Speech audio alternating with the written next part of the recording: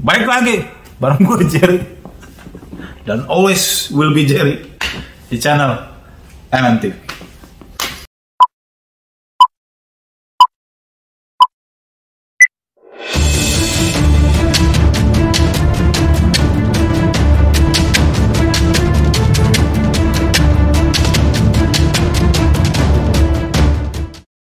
Oke, ya.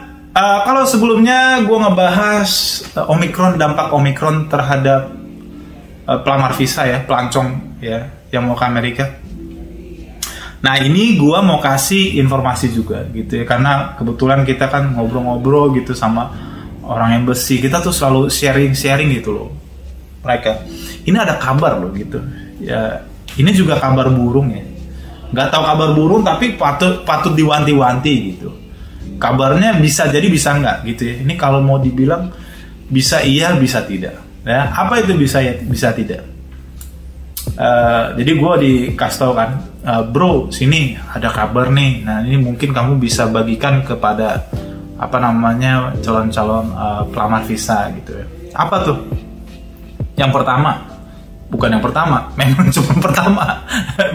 Informasi cuma satu doang. Informasi seperti ini diomongin. Nanti ya di 2022 atau tahun ini gitu ya, nggak tahu di bulan kapan, bulan Juni atau bulan apa ya, kita nggak tahu, bisa dipercepat bisa diperlambat. Itu syarat ke Amerika tuh dipersulit guys. Pusing kepala kita ya. Dipersulit, stres. Kita bahas sekarang syarat Amerika sekarang apa? Kita mau bahas KTP, kakak identitas ya biasa, KTP kakak, kalau udah nikah akta nikah, surat sponsor dari kantor, slip gaji juga, nanti rekening koran dibahas segala macem ya, dan lain sebagainya, data bengeknya, data diri kita dicek. Nah itu aja udah sulit buat beberapa orang. Kalau kalian nanya sulitnya yang mana? Ada susah-susah. Saya udah bahas waktu itu, susah-susah, gampang. Ada yang gampang, ada yang sulit. Nah itu kan, ya contoh kayak surat sponsor bisa gampang, bisa susah ya. Buat beberapa orang yang punya pekerjaan tetap di kantor atau apa, tidak kesulitan untuk bisa mendapatkan surat sponsor. Tapi ada yang kesulitan untuk mendapatkan surat sponsor, gitu ya. Nah, ini aja udah sulit. 7 hal ini, syarat 7 hal ini udah sulit. Banyak banget orang gagal. Dibilang nanti lebih sulit lagi, pusing gak tuh? Gue sampai, aduh gimana ini kalau lebih sulit lagi? Saya sampai bilang, sulitnya bagaimana? Nah itu dia kan.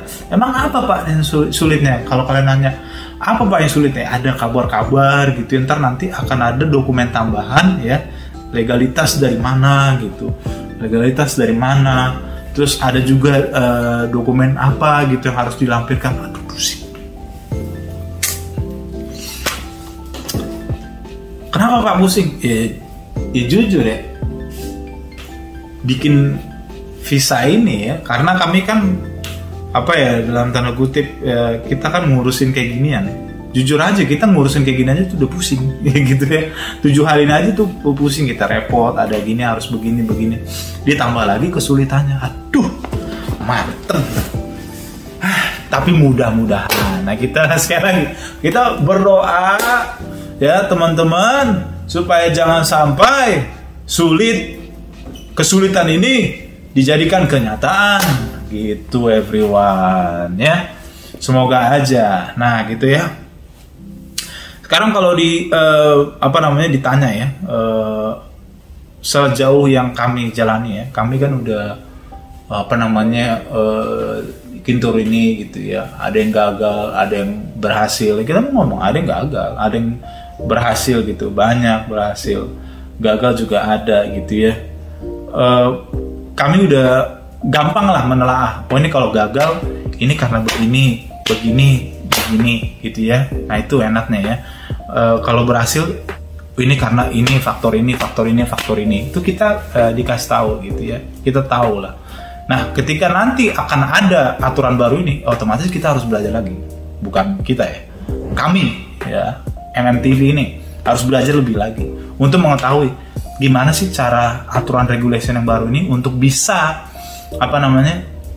disesuaikan strateginya supaya chance berhasilnya tuh lebih besar untuk para pelamar gitu ya, pelamar visa gitu. Ingat, kita ini kan hanya biro jasa everyone, you know biro jasa right, jasa sama kayak jasa finance gitu ya, jasa finance, financial consultant ya, financial consultant itu konsultasi keuangan. Belum tentu tuh orang yang financial consultant itu punya duit lebih banyak daripada orang yang yang belajar gitu loh.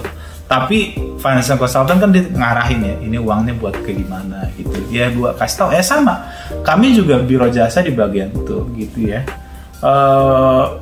Ke Amerika, kami cari tahu gitu cara tepatnya bagaimana. Kita kasih tahu saran. Itu makanya jasanya harus ada bayaran itu everyone ya. Jadi biar paham juga sekali lagi, itulah gunanya tour itu. Nah, ke depan sih ya sarannya jadinya bagaimana Bang, ketika ada info seperti ini gitu ya. Kami kan selalu menangkap informasi apapun itu, mau dia bakal terjadi atau enggak, kita tampung gitu dan kita bagikan. Karena apa? Ya untuk memberitahukan lah, kita kan punya beban tersendiri ya. Pak, nanti nggak takut orang-orang kabur jadi nggak mau bikin visa? Rezeki udah ada yang ngatur. Kalau kita kualitasnya bagus, orang pasti datang aja, everyone. Nah kayak gitu. Makanya saya nggak pernah ngomong, wow kita yang the best ini, enggak ya. Nah dari info ini, apa yang disarankan oleh Tour? Kalau saya saranin, buru-buru bikin visa deh. Selagi syaratnya masih mudah dalam tanda kutip ya, walaupun mudahnya ini nggak mudah ya. Sarannya itu buru-buru bikin visa deh. Kalau nggak buru-buru bikin visa, tiba-tiba nanti berubah aturannya, saya juga pusing gitu. Saya juga nggak tahu deh ya kan gitu ya. Karena saya juga harus belajar dulu, everyone. Sebagai orang jasa, saya juga harus belajar ke depan apa adminnya yang baru.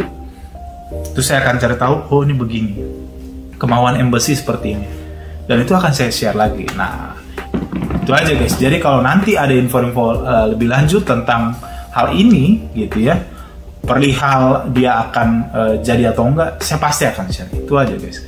Jadi jangan takut, terus dukung channel ini supaya bisa memberikan informasi tentang pervisaan gitu ya kepada kalian semua, para pendaftar atau yang sudah punya visa ya gitu ya, pengen ke Amerika, silakan kalian bisa share informasi ini. So don't forget to subscribe guys, don't forget to like, di komen dan di share jika kamu suka dengan video ini gitu ya. Bilang kalau kamu memang ada butuh apa-apa, silahkan tanya, di bawah ada nomor kami gitu ya. Saya sendiri nih mukanya jelas. Kamu mau nanya apa, silahkan kami, feel free, we will help you guys. Itu ya. So that's it. Bye bye.